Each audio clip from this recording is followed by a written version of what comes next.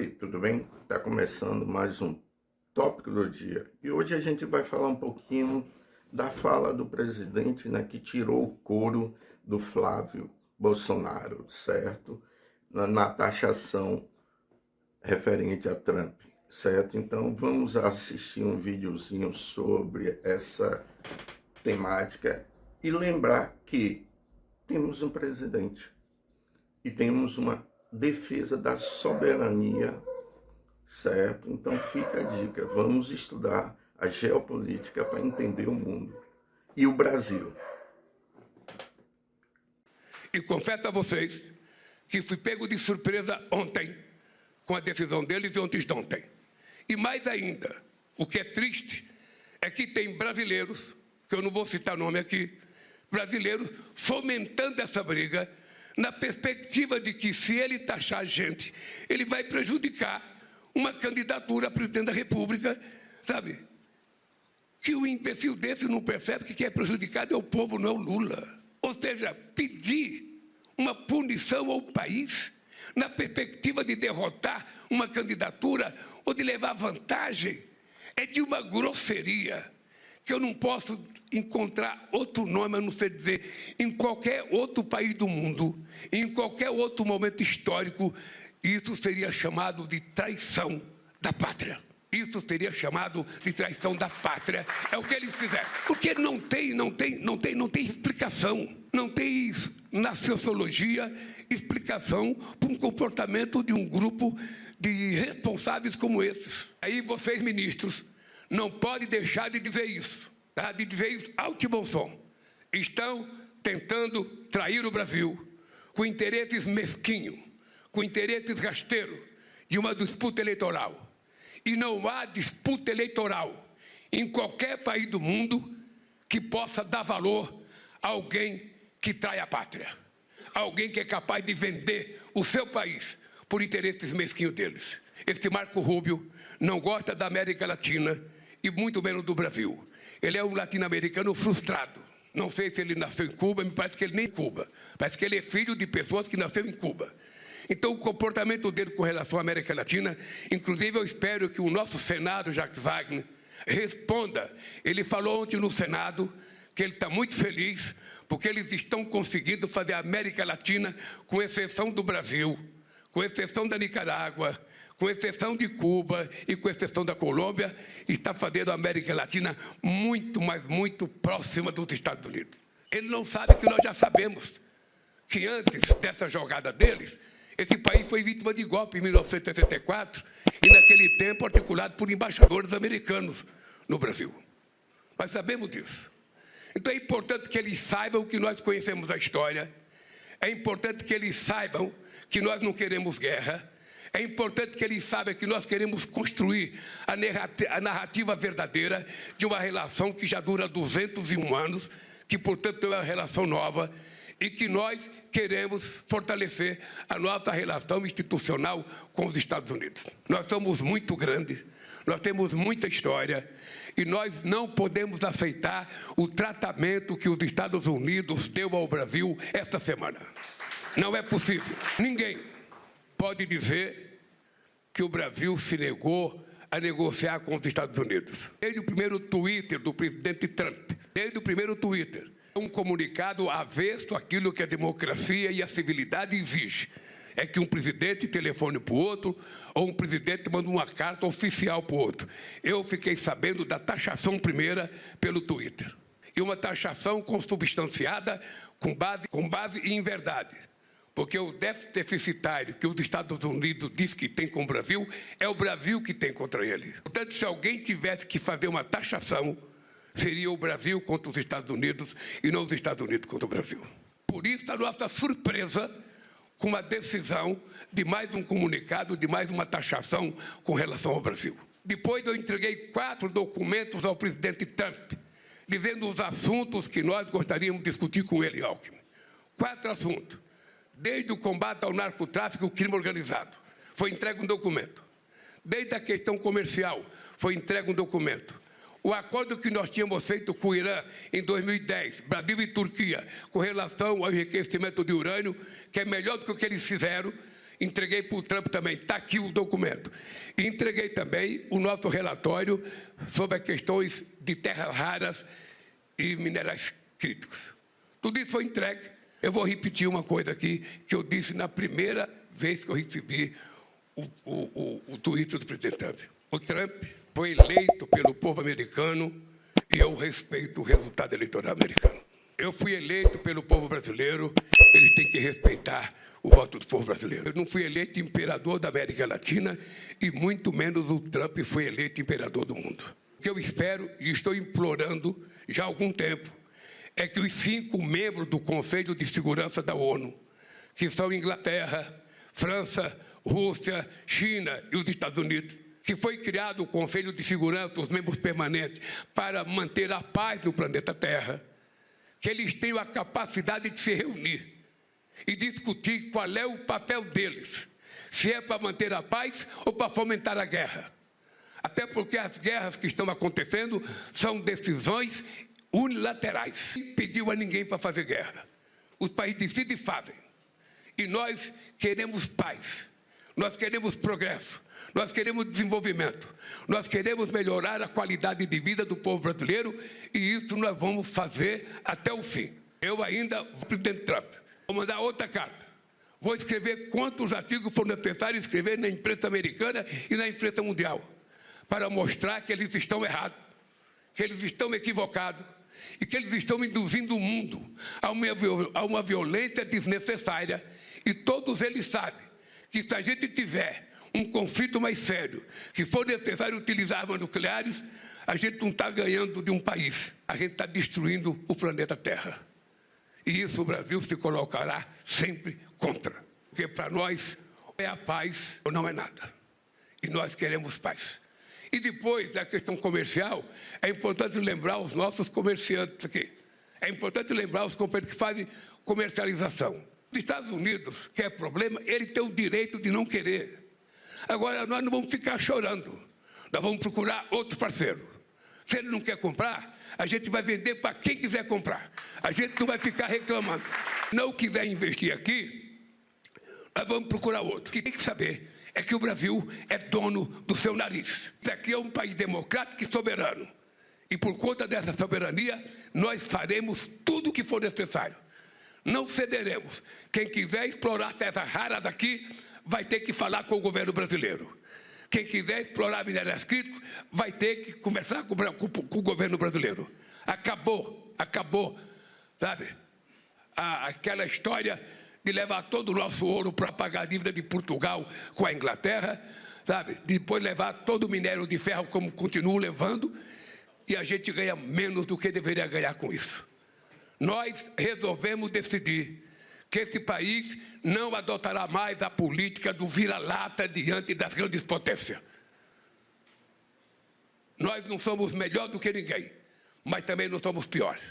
Então, nessa reunião aqui, é uma arrumação de discurso para todo mundo. Ninguém tem que ter medo de nada, porque a gente não vai baixar a cabeça.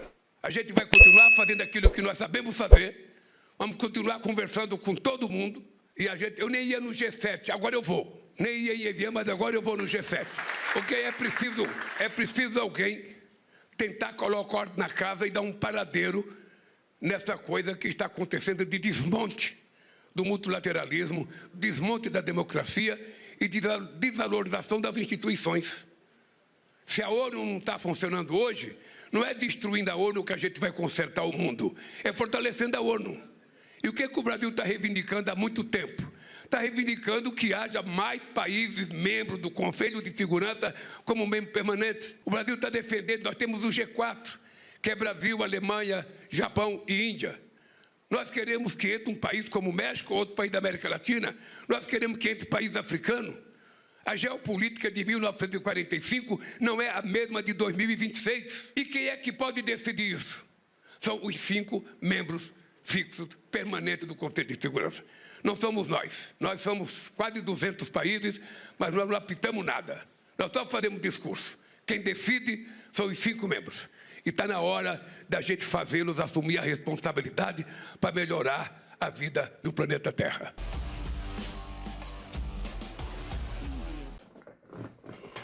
outro tópico importante, né, que o Pedro Rousseff, né, vereador em Minas Gerais, certo, meteu o pau e deixou engasgado um bolsonarista, certo? Então, o bolsonarismo não tem fisiologia, é uma deficiência cognitiva profunda. Então, vamos assistir o videozinho sobre isso.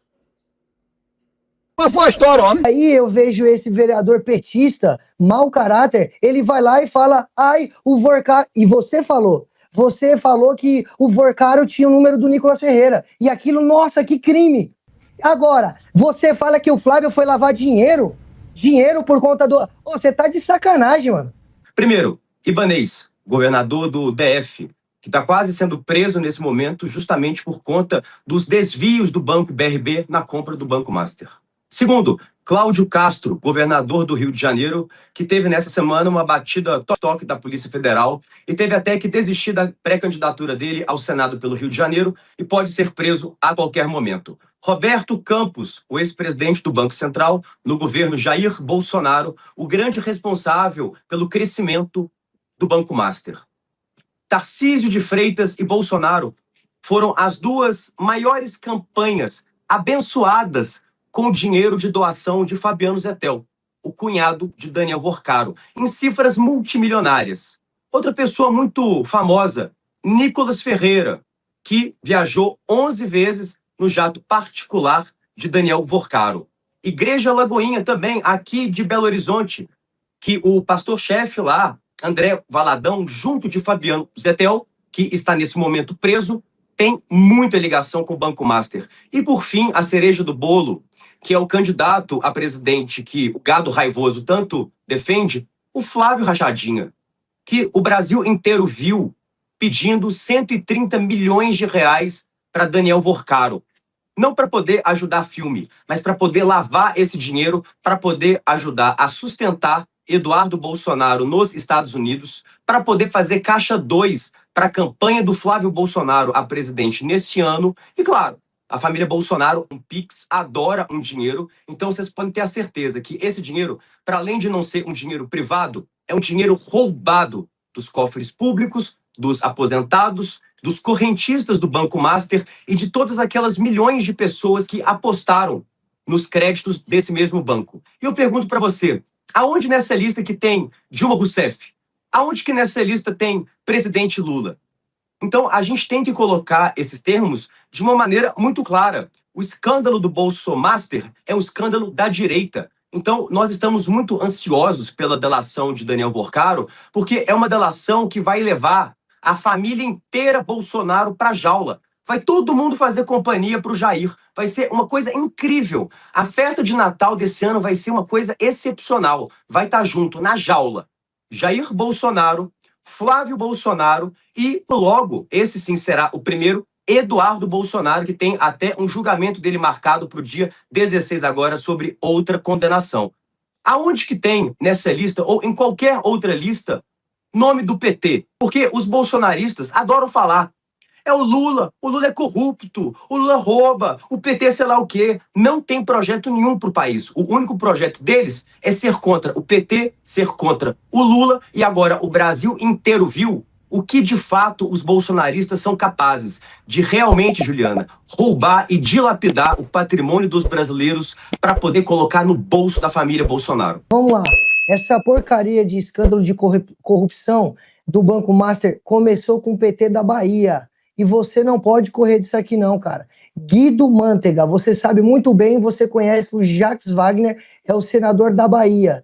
Esses caras começaram com esse esquema de corrupção e assim, eu não passo pano pra ninguém não. Eu só acho que da próxima vez que a gente for fazer uma entrevista, tem que tirar a cloroquina e o IP do gado raivoso, porque senão ele fica muito estressado e começa a falar coisa sem nexo nenhuma com a outra coisa. Então, assim, sinceramente, a explicação que a gente faz é muito simples. O gado raivoso, ele dá giros e giros, mas não conseguem explicar para a população brasileira por que o candidato a presidente deles, que deve a qualquer momento também ser preso e levado à companhia do seu pai na jaula, ele pediu 134 milhões de reais para um cara que está nesse momento preso pelo maior escândalo bancário desse país. Então, não adianta vir falar do PT, do Lula, porque é sempre assim, sempre quando a gente confronta um gado ruminante de cloroquina, de detergente IP, eles só sabem gritar. Aí grita do Lula, grita da Dilma, sei lá o quê. Vamos nos ater aos fatos, porque o povo brasileiro precisa saber aonde que Flávio Bolsonaro e a família Bolsonaro embolsaram os 130 milhões de Daniel Vorcaro. Qual foi essa destinação?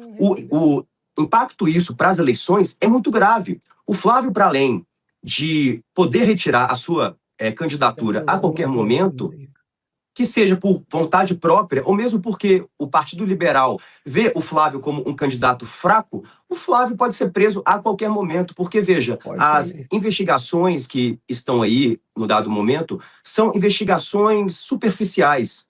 Quando Daniel Vorcaro soltar de fato a sua delação na forma completa, a gente vai ver não só esses poucos áudios que foram divulgados, as poucas mensagens que foram colocadas para a mídia, da família Bolsonaro pedindo milhões para ele. Mas nós vamos ver foto, nós vamos ver vídeo, a gente vai ver foto, a gente vai ver vídeo de toda a relação da família Bolsonaro. Porque, veja, é muito engraçado como que a família Bolsonaro diz que não tem nada a ver com isso, é um escândalo da esquerda brasileira, mas quem chamou Daniel Vorcaro para poder ver o filme na sua própria casa foi Flávio Rachadinha. O presidente Lula, de outra forma, quando teve o encontro com o Vorcaro, foi para poder falar uma coisa muito simples. Vorcaro, eu não vou te ajudar em nada. Você se vira. Por isso que houve o encontro formal entre o presidente Lula e o banqueiro preso, para a gente falar, eu não vou participar dessa palhaçada. Muito diferente de vocês, que só sabem gritar e falar do PT e do Lula, que para além de estarem faturando milhões e milhões, centenas, do dinheiro roubado de Daniel Vorcaro, até mesmo convidavam ele para jantares, para poder ver filme junto. De fato, Flávio Rachadinha e Vorcaro eram quase como namoradinhos, sinceramente. Então isso tem que ser admitido de forma pública. E se o Flávio Bolsonaro for, de fato, uma pessoa mais ou menos sensata, ele, pelo bem dele, da família e da candidatura do PL, eu, se fosse você, Flávio, renunciaria nesse momento, não só à sua pré-candidatura a presidente, mas mesmo ao seu mandato de senador antes que você seja preso. Ele falou, ofendeu, xingou. E eu queria ter escutado ele admitir que o Vorcaro foi lá comer com Lula. Porque, poxa, se pedir um patrocínio incomoda tanto, intervir numa negociação com a venda do banco, deveria também, né? E principalmente porque a venda estava pendendo para o lado do filho do Lula. Eu só queria que o cara fosse, tivesse integridade aqui, fosse homem, e falasse, não, ó, as pessoas ligadas ao Lula se reuniram com o Vorcaro. O Lula se reuniu por mais do que uma vez com o Vorcaro. Por que não fala? Tem medo, irmão?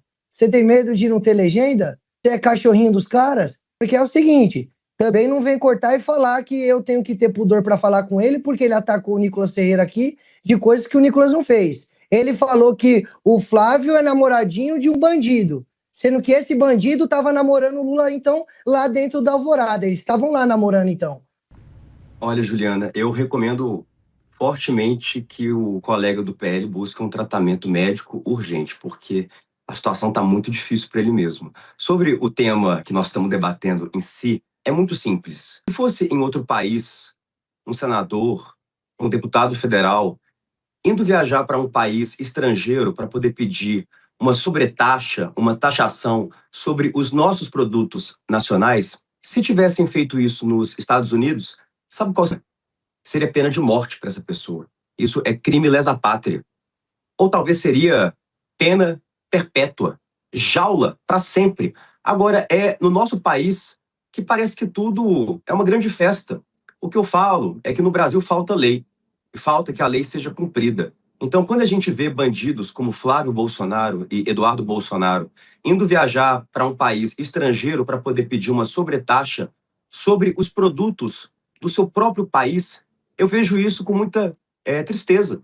Porque quem são de fato os patriotas? Somos nós, junto do presidente Lula, que estamos remando esse barco para poder melhorar o nosso país aos trancos e barrancos, com todos os problemas que nós temos, um Congresso inimigo do povo, infestado de ratos e de bolsonaristas.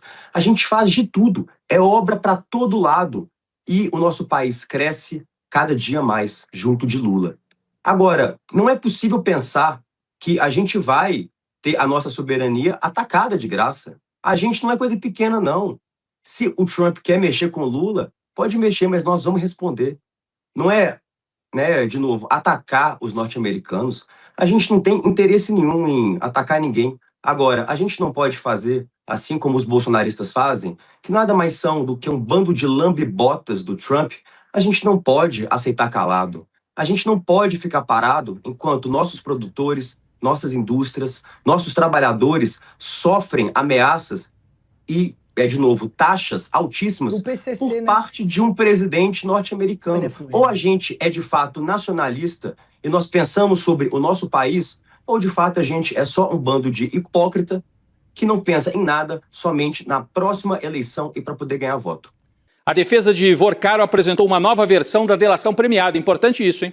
O documento foi entregue para a PF e para a Procuradoria-Geral da República numa reunião nesta segunda-feira.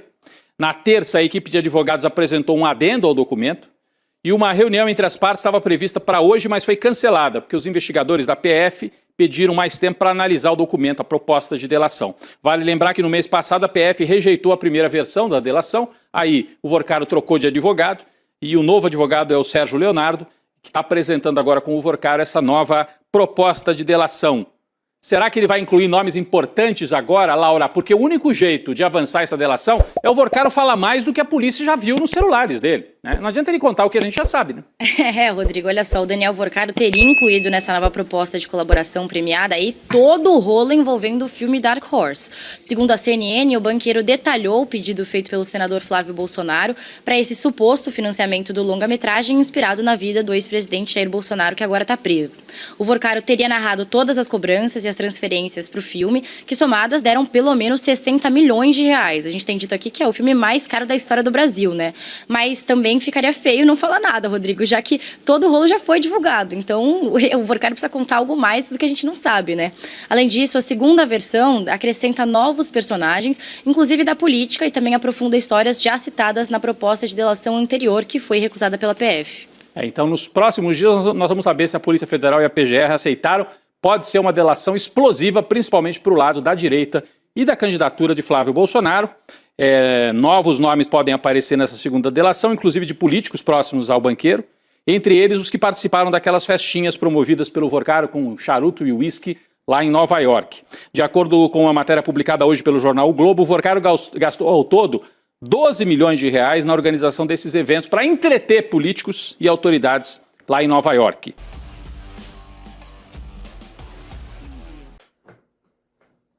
Outro tema importante, né, é a qualidade da Copa do Mundo desse ano nos Estados Unidos, né? Na realidade, tem muita coisa nos bastidores acontecendo e muitas das vezes a gente não tem uma ciência do que está acontecendo. Porque para o grande público pensa que vai ser uma grande Copa. Certo? Mas veremos como vai ser essa coisa, tá bem? Porque na realidade o Trump se perdeu na políticas externa, interna também, porque as coisas estão complicando para o Trump, tá bem? 30 bilhões de dólares em prejuízos econômicos e uma investigação judicial massiva por manipulação de mercado.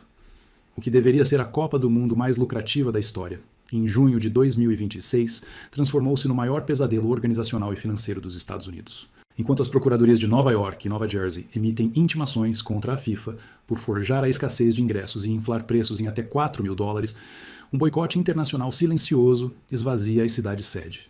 O modelo de negócios da maior entidade do futebol mundial colidiu de frente com a realidade estrutural americana. Hoje, no Xadrez do Capital, vamos levantar o tapete do maior evento esportivo do planeta. Vamos decodificar a física financeira por trás da crise que envolve o comitê organizador de Andrew Giuliani, o desespero das cidades-sede que estão operando no vermelho e como a ganância corporativa criou uma armadilha econômica que ninguém sabe como desarmar. O apito inicial foi dado, mas os problemas já venceram o jogo. Antes de começarmos, eu quero fazer uma pergunta para vocês. Quando uma Copa do Mundo é anunciada, qual é a promessa que sempre acompanha o evento? Mais turismo, mais empregos, mais investimentos, mais crescimento econômico. Essa é a narrativa tradicional. É a narrativa que convence governos a investir bilhões em infraestrutura. É a narrativa que convence prefeitos a reformar estádios. É a narrativa que convence empresários a ampliar hotéis, restaurantes e centros comerciais. Mas e se eu disser que existe uma diferença gigantesca entre a Copa do Mundo vendida no PowerPoint e a Copa do Mundo que acontece na prática? Porque é exatamente essa diferença que está explodindo agora nos Estados Unidos. E para entender como chegamos a esse ponto, precisamos voltar a alguns anos. Precisamos entender como a FIFA construiu um dos modelos de negócios mais poderosos do planeta. E principalmente como esse modelo começou a apresentar rachaduras justamente quando deveria estar produzindo os maiores lucros da sua história. A Copa do Mundo não é apenas um torneio de futebol. Ela é uma operação econômica global. Quando a FIFA desembarca em um país, ela não chega apenas com jogadores, árbitros e dirigentes. Ela chega com patrocinadores multinacionais. Ela chega com contratos bilionários de televisão. Ela chega com direitos de marketing. Ela chega com acordos de hospitalidade corporativa. Ela chega com uma máquina financeira gigantesca. Durante décadas, a organização aperfeiçoou uma fórmula extremamente eficiente. Os riscos financeiros ficam com os governos locais. Os lucros principais ficam concentrados na própria FIFA. Parece uma afirmação dura? Talvez. Mas observem o padrão histórico. Na África do Sul, no Brasil, na Rússia e em diversos outros eventos internacionais. Grande parte dos investimentos em infraestrutura foi financiada por recursos públicos. Enquanto isso, as receitas de transmissão, patrocínio e licenciamento permaneceram concentradas na entidade organizadora. Isso não significa que os países sede não obtenham benefícios. Em muitos casos obtêm. Mas a questão sempre foi a mesma. Quem fica com a maior fatia do bolo? E agora chegamos ao caso americano. A escolha dos Estados Unidos para sediar a Copa de 2026 parecia perfeita. A maior economia do planeta. Infraestrutura consolidada. Mercado consumidor gigantesco. Capacidade logística impressionante. Estádios modernos. Rede hoteleira robusta. Milhões de turistas potenciais. Para muitos analistas, essa seria a Copa mais lucrativa de todos os tempos. A FIFA enxergava um verdadeiro paraíso financeiro. Mas existe um detalhe importante que pouca gente percebeu. Os Estados Unidos não são iguais aos outros países que receberam a Copa. A economia americana opera de forma diferente. Os custos são diferentes. As expectativas são diferentes. E, principalmente, a tolerância da população a abusos financeiros também é diferente. Esse detalhe começa a ficar evidente quando observamos o primeiro grande problema: os ingressos. Talvez você esteja pensando, mas espera aí, como ingressos podem gerar uma crise tão grande? Excelente pergunta, porque os ingressos são muito mais do que um simples bilhete para assistir a uma partida. Eles são um termômetro da confiança do mercado. Eles revelam o que realmente está acontecendo entre oferta e demanda. E é justamente nesse ponto que as investigações começaram. As procuradorias de Nova York e Nova Jersey abriram investigações sobre práticas comerciais adotadas pela FIFA, relacionadas à chamada precificação dinâmica. Vamos traduzir isso para o português claro. A precificação dinâmica é um sistema que altera os preços em tempo real. Se a demanda aumenta, o preço sobe. Se a demanda cai, o preço pode cair. Em teoria, isso é apenas um mecanismo de mercado. Companhias aéreas fazem isso. Hotéis fazem isso. Aplicativos de transporte fazem isso. O problema surge quando aparecem acusações de manipulação artificial da escassez. E é exatamente essa a alegação central das investigações. Segundo os questionamentos levantados pelas autoridades, a FIFA teria criado mecanismos capazes de transmitir ao público uma percepção de escassez maior do que a demanda real justificaria. Em outras palavras, o mercado estaria recebendo sinais de que os ingressos estão acabando rapidamente, pressionando consumidores a comprar imediatamente por medo de ficar de fora. Se essas alegações forem confirmadas, o problema deixa de ser apenas uma questão comercial. Passa a ser uma questão regulatória. Passa a ser uma questão jurídica. E principalmente passa a ser uma questão de confiança. Porque mercados funcionam com base em confiança. Investidores compram ativos porque acreditam que os números refletem a realidade. Consumidores compram produtos porque acreditam que o preço é resultado de condições legítimas de mercado. Quando surge a suspeita de manipulação, todo o sistema começa a ser questionado. E aqui está o ponto mais importante. Não estamos falando de uma empresa qualquer. Estamos falando da FIFA, a organização que controla o maior evento esportivo do planeta. Agora imagine a seguinte situação. Você é um torcedor comum. Você acessa o sistema de vendas, vê ingressos custando milhares de dólares, recebe mensagens indicando alta demanda, recebe alertas de escassez, sente pressão para comprar imediatamente, mas depois descobre que a procura talvez não estivesse tão aquecida quanto parecia. Como você reage? Você perde confiança. E quando milhões de pessoas começam a perder confiança simultaneamente, surge um problema muito maior do que uma simples reclamação de consumidor. Surge uma crise de reputação. E reputação, galera, é um ativo econômico. Às vezes vale mais do que prédios, estádios ou contratos. Uma marca pode sobreviver a um trimestre ruim, pode sobreviver a uma queda temporária de receita. Mas sobreviver à perda de credibilidade é muito mais difícil. E justamente quando a FIFA enfrenta esse problema de credibilidade, outro fator começa a pressionar o evento: a realidade econômica das cidades sede. Porque existe uma narrativa que acompanha praticamente todas as grandes competições internacionais. A narrativa do enriquecimento automático, a ideia de que basta receber turistas para que toda a economia local floresça. Na prática, a história é bem mais complexa. Quando uma cidade recebe um mega evento, ela também assume custos gigantescos. Segurança, mobilidade, infraestrutura, planejamento urbano, serviços públicos, limpeza, monitoramento, controle de multidões, operações de emergência, tudo isso custa dinheiro, muito dinheiro. E muitas vezes, os benefícios econômicos prometidos não aparecem na velocidade imaginada. Em alguns casos, eles sequer aparecem. Esse debate já aconteceu durante Olimpíadas, já aconteceu em Copas anteriores, e agora ressurge nos Estados Unidos. Algumas cidades começam a questionar se o retorno financeiro esperado realmente compensará os investimentos realizados. E aqui surge uma pergunta extremamente importante. Se a demanda está tão forte quanto a FIFA afirma, por que existe tanta preocupação? Por que algumas cidades demonstram apreensão? Por que surgem projeções falando em perdas bilionárias? É exatamente nesse ponto que a narrativa oficial começa a enfrentar resistência. Porque uma Copa lucrativa depende de várias engrenagens funcionando ao mesmo tempo. Não basta vender ingressos caros, não basta atrair patrocinadores, é preciso atrair turistas, é preciso manter hotéis ocupados, é preciso gerar consumo local. É preciso criar circulação econômica. Quando uma dessas engrenagens falha, todo o sistema sente os efeitos. E é aqui que entramos em um elemento ainda mais delicado: o boicote. Agora atenção. Quando falamos em boicote, muitas pessoas imaginam manifestações gigantescas, protestos televisionados e campanhas massivas nas redes sociais. Mas nem sempre funciona assim. Existe um tipo de boicote muito mais silencioso, muito mais difícil de medir e muitas vezes muito mais destrutivo. É o boicote da ausência. A pessoa simplesmente decide não viajar. Decide não comprar ingresso, decide não participar, decide gastar seu dinheiro em outro lugar. Não existe manchete, não existe passeata, não existe grito. Mas existe impacto econômico, e esse impacto pode ser devastador, especialmente para cidades que fizeram investimentos contando com determinados volumes de visitantes.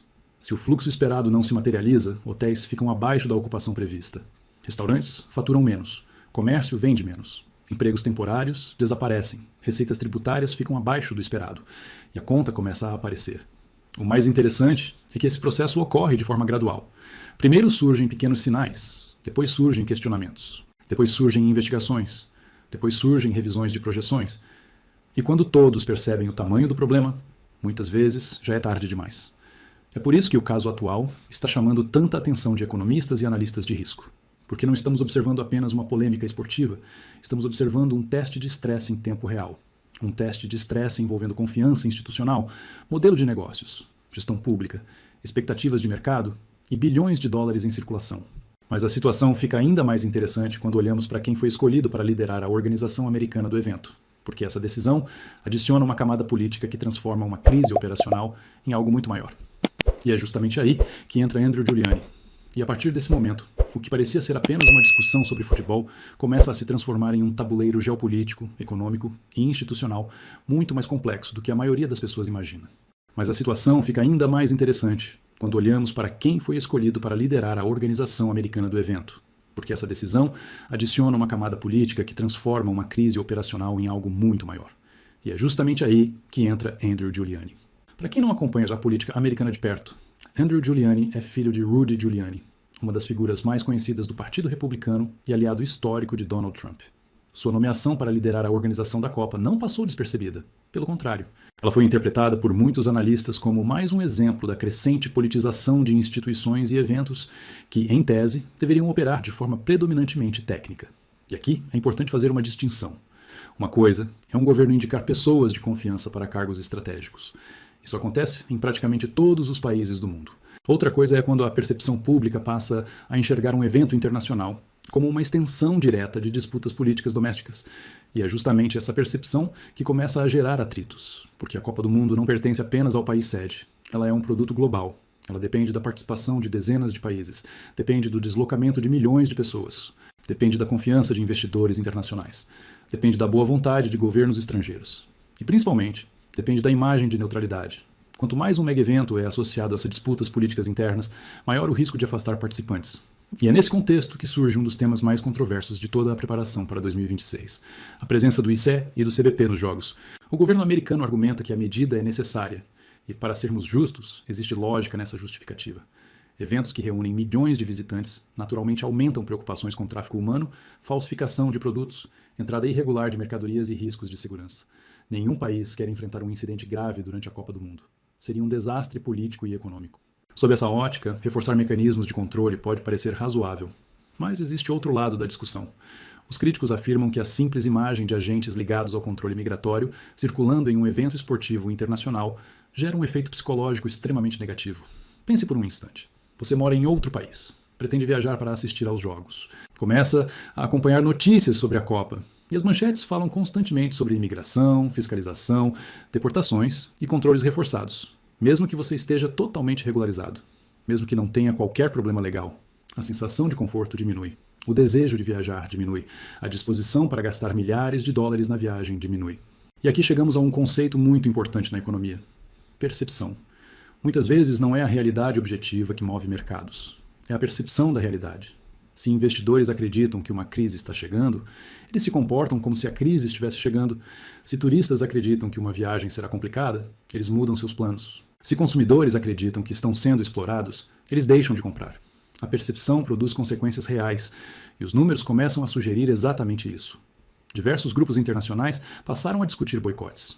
Organizações civis passaram a questionar a realização do evento. Entidades ligadas a direitos humanos aumentaram as críticas. E a imagem da Copa começou a mudar. Em vez de um festival global do esporte, parte da opinião pública passou a enxergar o torneio como um símbolo das disputas políticas americanas. E aqui surge um detalhe que poucos estão percebendo. A combinação entre preços elevados e ambiente político tenso cria um efeito multiplicador. Separadamente, cada problema já seria complicado. Juntos, tornam-se explosivos. Imagine um torcedor europeu. Ele descobre que os ingressos custam milhares de dólares. Descobre que hotéis estão mais caros. Descobre que passagens aéreas estão mais caras. Descobre que existe forte fiscalização migratória.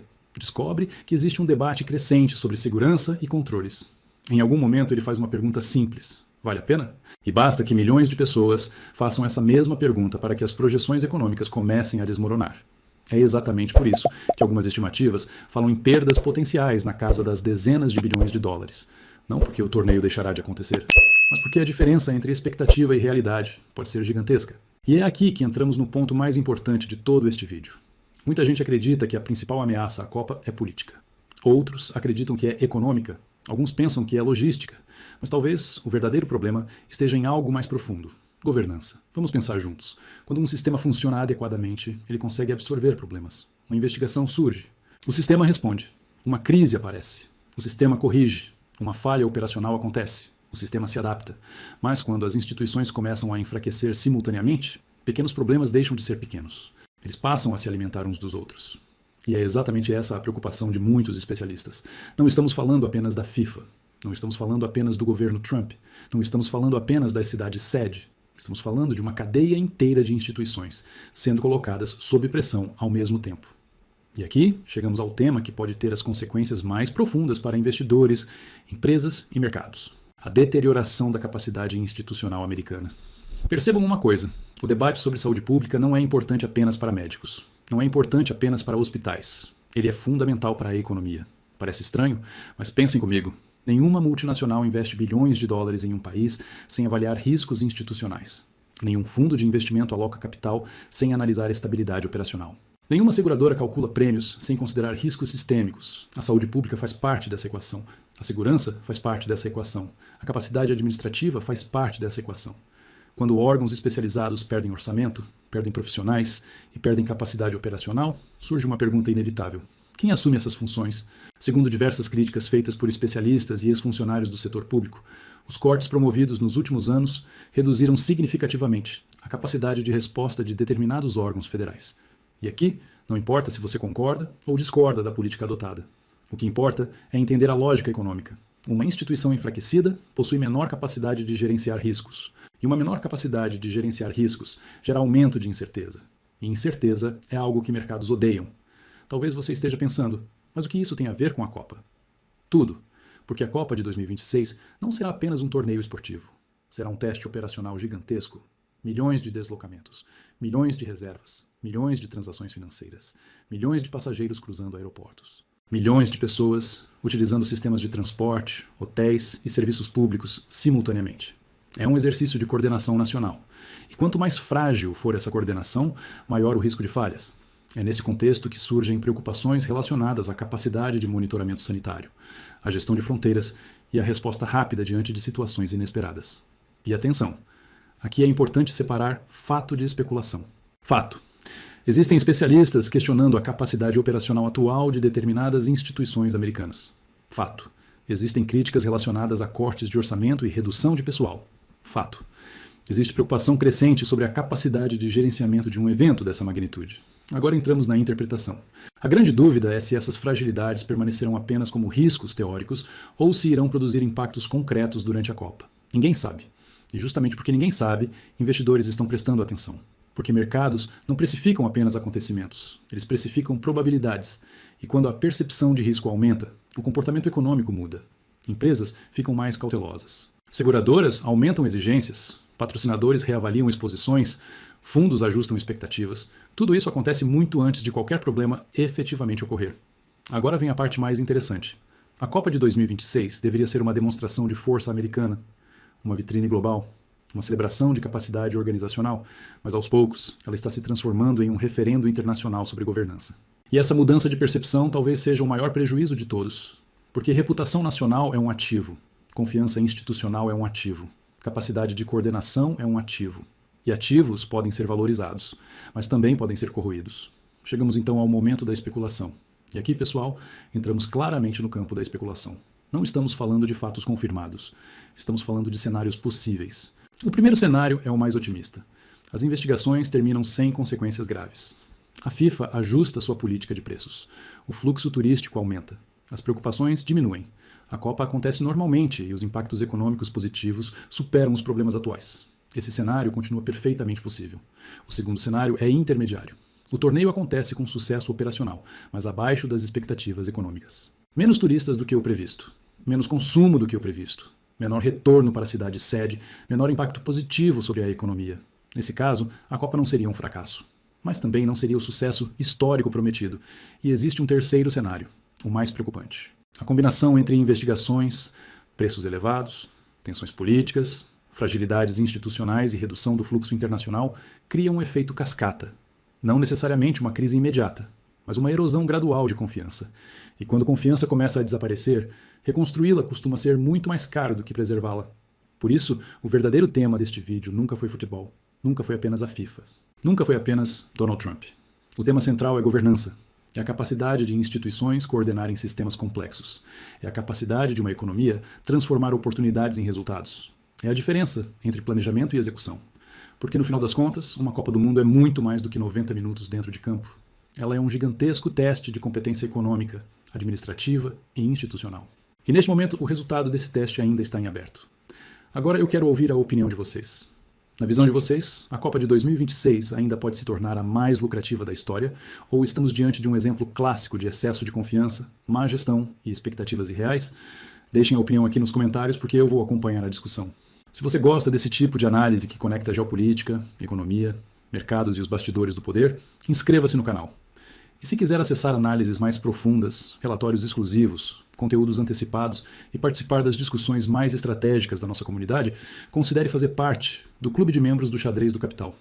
Porque muitas vezes o que move os mercados não é aquilo que aparece nas manchetes, é aquilo que está acontecendo por trás delas.